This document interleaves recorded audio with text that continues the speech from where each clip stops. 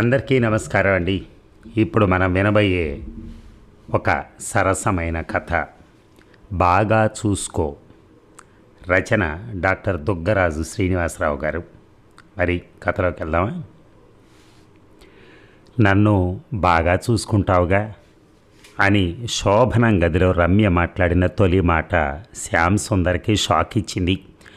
శోభనం మంచం మీద ఆ చివర రమ్య, ఈ చివరి శ్యామ్. వారిది పెద్దలు కుదిర్చిన పెళ్లి కాదు, 6 ఏళ్ల పరిచయం, ప్రేమ. తర్వాత దంపతులయ్యారు. అంతగా పరిచయం ఉన్న తన మీద రమ్యకు సందేహం ఏమిటి అనేది ఒక ప్రశ్న అయితే, ఈ క్షణంలో రమ్య వేసిన ఆ ప్రశ్న ఊహ తెలిసినప్పటి నుంచి వెతుకుతున్నది కావటం అతని షాక్కి మరో కారణం. శ్యామ్ పెరిగింది ఉమ్మడి కుటుంబంలో. సొంత అక్కలు, చెల్లెళ్ళు, కజిన్స్ అంతా కలిసి 6 డజన్ వరకు ఉన్నారు. వారందరి పెళ్ళిళ్ళ తర్వాత శ్యామ్ పెళ్ళి, ఆ ఆడపిల్లలందరూ పెళ్ళైపోయి అత్తారింటికి వెళ్ళి తిరిగి పుట్టింటికి రాగానే ఇంట్లోని పెద్దవాళ్ళంతా నీ మొగుడు నిన్ను బాగానే చూసుకుంటున్నాడుగా అని అడిగేవారు. ఆ ప్రశ్నకు కొత్త పెళ్లి కూతురు సిగ్గుపడుతూ బాగానే చూసుకుంటున్నాడు అన్నట్టుగా తల ఊపేది. ఈ బాగా చూసుకోవటం అనే ప్రశ్న ఏమిటో, దానికి ఆ మౌన సమాధానం ఏమిటో శ్యామ్కి అంతు చిక్కేది కాదు. ఒకసారి అమాయకంగా అమ్మని అడిగాడు, సరిగా చూసుకోవటం అంటే ఏమిటమ్మా అని. ఆడవాళ్ల కబుర్లు నీకెందుకు అన్నదే కానీ సమాధానం చెప్పలేదు. పక్కనే ఉన్న మేనత్త తన ప్రశ్న విని, తొందరెందుకు, నీకు పెళ్ళైతే తెలుస్తుందిలే అని శ్యామ్ మనసులో సస్పెన్స్ పెంచిందే కానీ జవాబు బయటికి రానివ్వలేదు. ఇప్పుడు తనకు పెళ్ళయింది. తానెంతో కాలంగా తెలుసుకోవాలనుకుంటున్న సమాధానం తాను రమ్య ద్వారా తెలుసుకోవచ్చు అనుకుని శోభనం గదిలోకి అడుగు పెడితే తన ప్రశ్నకు సమాధానం దొరక్కపోగా తిరిగి అదే ప్రశ్న రమ్య నోటి నుంచి వచ్చింది. ఇప్పుడు ఏం చేయాలి? అదేంటి రమ్మి అలాంటి ప్రశ్న సంధించావు? మనం 4 ఏళ్ళు క్లాస్మేట్స్ని, స్నేహితులం, కొలీగ్స్, 3 ఏళ్లుగా ప్రేమికులం. మా అక్క పెళ్లి తర్వాత అనుకున్నందున కొంచెం ఆలస్యం అయింది. లేకుంటే ఈ పాటికి సంసారంలో 1 సంవత్సరం సీనియారిటీ కూడా వచ్చి ఉండేది. అటువంటి నీకు ఇప్పుడు ఆ సందేహం రావటం ఏమిటి? అప్పుడు నువ్వు ప్రియుడివిరా, ఇప్పుడు మొగుడివి అంది రమ్య. తేడా ఏముంది? నేను అప్పుడు ఇప్పుడు నీ శ్యామనే కదా అన్నాడు అతను. కాదు, మొగుడనేసరికి కొమ్ములు వస్తాయని మన బ్యాచ్లో ప్రేమ జంటలైన అమ్మాయిలు చెప్పారు. పెళ్ళికి ముందు ప్రేయసి ఏమడుగుతుందా చేసి పెడదామా, బహుమతులు ఇచ్చి మెప్పిద్దాం అని చూస్తారట. పెళ్ళవగానే మొగుడుగా మారిపోతాడట. భార్య అయిన ప్రేయసితో కబుర్లు తగ్గిస్తాడట. ఏదడిగినా చూద్దాంలే అని దాటవేస్తాడట. రమ్మి చెప్పినవన్నీ విన్న తర్వాత అది ఆమె సొంత ఆలోచన కాదని, పెళ్లికి 2 రోజుల ముందే వచ్చిన తమ ఫ్రెండ్స్లో అమ్మాయిలు ఎక్కించిన విషయమని శ్యామ్కి అర్థమైంది. ప్రేమికులుగా ఉండగా చిరు స్పర్శలతో మత్తెక్కిస్తారు, చిలిపి పనులతో రెచ్చగొడతారు, గంటలు కబుర్లు చెప్పి మనతోటిదే లోకమని నమ్మిస్తారు, షికార్లు, సినిమాలంటూ తెగ తిప్పుతారు. పెళ్లి తర్వాత అవేవి ఉండవే రమ్య అని తన ఫ్రెండ్స్ చెప్పిన మాటలు రమ్య చెవిలో గింగురులాడుతున్నాయి. అది కాదు రమ్మి, మన పరిచయంలో, ప్రేమలో ఎప్పుడన్నా నిన్ను తక్కువ చేశానా? ఒక్కసారైనా నిన్ను తాకే ప్రయత్నం చేశానా?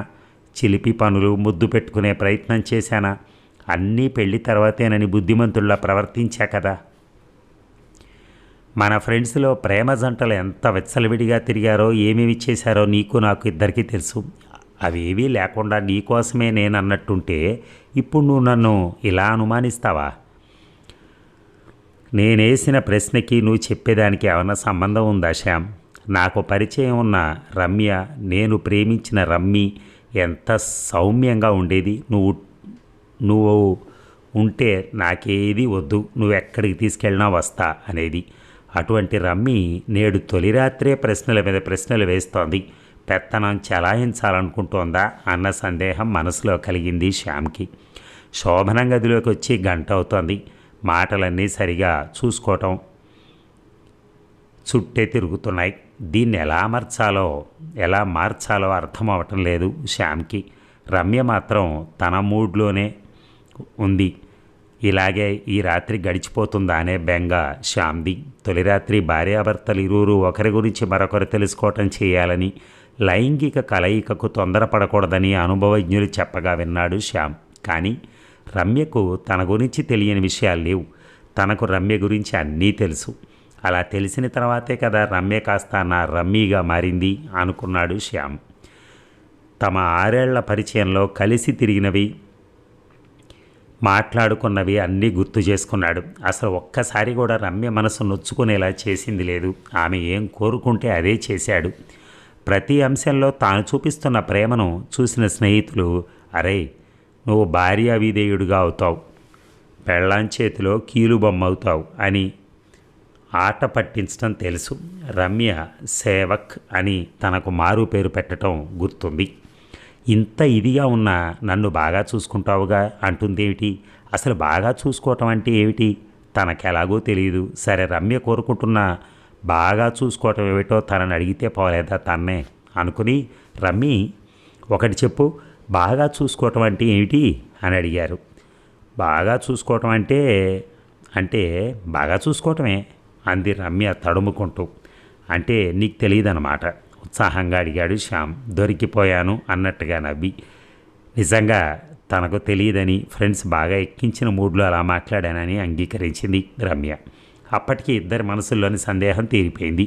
ఒకరినొకరు దూరం నుంచి చూసుకుంటూ అర్థం లేని విషయం మీద సమయం వృధా చేసుకున్నామా అనిపించిందేమో. రమ్య హఠాత్తుగా తను కూర్చున్న దగ్గర నుంచి లేవబోయింది. ఇక చీర కట్టుకోవటం అలవాటు అంతగా లేని రమ్య కాలికి కుచ్చిళ్ళు అడ్డుపడ్డాయి. తూలి పడబోయింది. శ్యామ్ వెంటనే లేచి రమ్యను పడకుండా పట్టుకున్నాడు.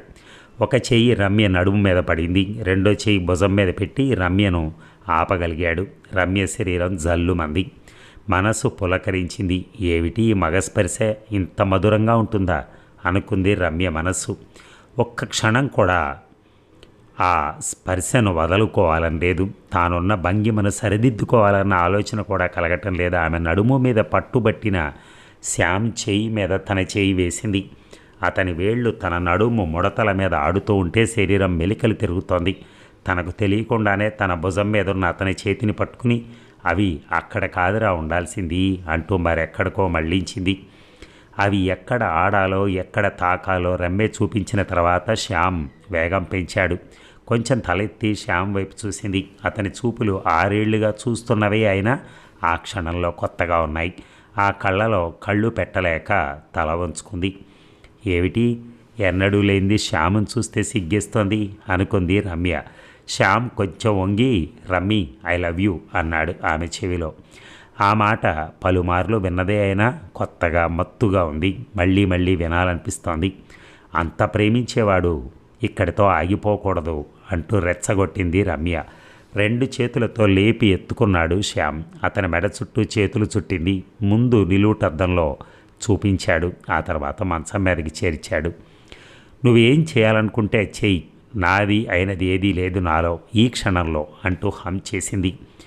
ప్రేమించిన రమ్మి తొలి రాత్రి మాటలతో ఇస్తున్న ప్రోత్సాహం శ్యామ్ ఎందుకు ఊరుకుంటాడు? ఎన్నో సంవత్సరాలుగా దాచుకున్న తన శక్తిని అంతా ప్రదర్శించాడు. వారిది ఒక యుద్ధంలా సాగింది. అది భయం లేని యుద్ధం, ప్రేమికుల యుద్ధం, ఇద్దరు విజేతలుగా నిలవగలిగిన యుద్ధం, ఒకరికొకరు లొంగిపోవటానికి ఇష్టపడే యుద్ధం. వారి లైంగిక పోరాటం అలా అర్ధరాత్రి దాటినా సాగుతోంది. బాక్సింగ్లో సాగినట్టుగా ఒక రౌండ్ తర్వాత మరొక రౌండు, ప్రతి రౌండ్లో పర్ఫెక్ట్ 10. ఇక ఎవరు తక్కువ తినని ఆ యుద్ధం ముగిసే నాటికి రమ్య కళ్ళల్లో సిగ్గు స్థానంలో తృప్తి. అప్పుడు సిగ్గుతో కళ్ళు మూసుకుంటే ఇప్పుడు ఆ అనుభవపు తృప్తినిచ్చి కళ్ళు తెరవాలనిపించడం లేదు. పక్కనే పడుకున్న శ్యామ్ చేతులు తన నడుము మీదకి మళ్ళీ చేరటం తెలుస్తూనే ఉంది. చెవి దగ్గర రమ్మి మరో రౌండ్ అంటున్నాడు శ్యామ్. నే సిద్ధమే అంటోంది రమ్య శరీర స్పందన. ఎప్పుడు ముగించి అలసి పడుకున్నారో ఇద్దరికీ తెలియదు. వేకోజామున మెలకు వచ్చిన శ్యామ్కి రమ్మి పెదవులు కదులుతో ఏదో చెప్పాలనుకోవటం కనిపించింది. నోటి దగ్గరగా చెవి పెట్టి వినే ప్రయత్నం చేశాడు. శ్యామ్ ఇలాగే ప్రతి రాత్రి చూసుకుందామా పోటీగా అంటూ అర్థం కాని మాటలు పలుకుతోంది రమ్మి. అప్పుడు అర్థమైంది శ్యామ్కి సరిగ్గా చూసుకోవటం అంటే ఏమిటో.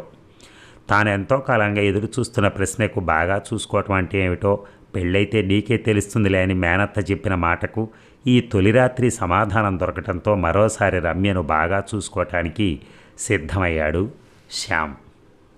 అదండి ఒక సరసమైన కథ. Thank you very much. ధన్యవాదాలు.